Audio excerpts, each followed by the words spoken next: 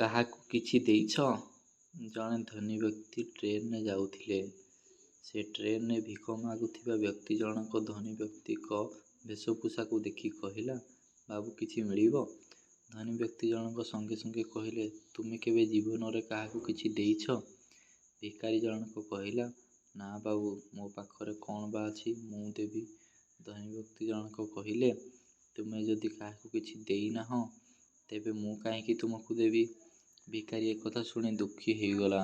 ସନ୍ଧ୍ୟାବେଳକୁ ସେ ଷ୍ଟେସନ ନିକଟ ନିଜ ଘରକୁ ଫେରିଗଲା। ରାତିରେ ଶୋଇବାକୁ ଚେଷ୍ଟା କଲା, କିନ୍ତୁ ନିଦ ହେଲା ନାହିଁ। ସକାଳୁ ଉଠି ଷ୍ଟେସନ ବାହାରକୁ ଗଲା। ଦେଖିଲା, ବଗିଚାରେ ସୁନ୍ଦର ଫୁଲ ଫୁଟିଛି। କିଛି ଫୁଲ ତୋଳି ଆଣିଲା ଏବଂ ଯାତ୍ରୀମାନଙ୍କୁ ଦେଲା।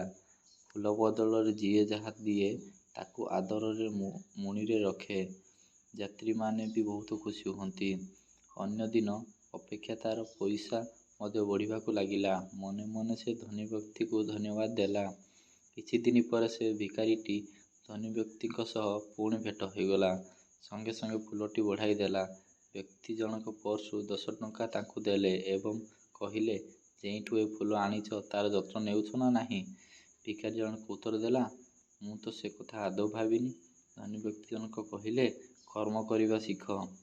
ଭିକାରୀ ବିଚରା ଦ୍ୱନ୍ଦ୍ୱରେ ପଡ଼ିଗଲା। ମନେ ମନେ ଭାବିଲା, ଫୁଲ ଗଛ ତ ମୁଁ ଲଗେଇ ନାହିଁ କି କେବେ ପାଣି ମଧ୍ୟ ଦେଇନାହିଁ। ଏହା ପରଠାରୁ ସେ ସକାଳୁ ଉଠି ବାହାରେ ବୁଲିବାକୁ ଲାଗିଲା। ଯେଉଁଠି ଖାଲି ଜାଗା ଦେଖେ, ସେଠି ଫୁଲ ଗଛଟିଏ ଲଗାଏ। ଏମିତି ହଉ ହଉ ସାରା ଷ୍ଟେସନ ଆଖପାଖ ସୁନ୍ଦର ଦେଖାଗଲା।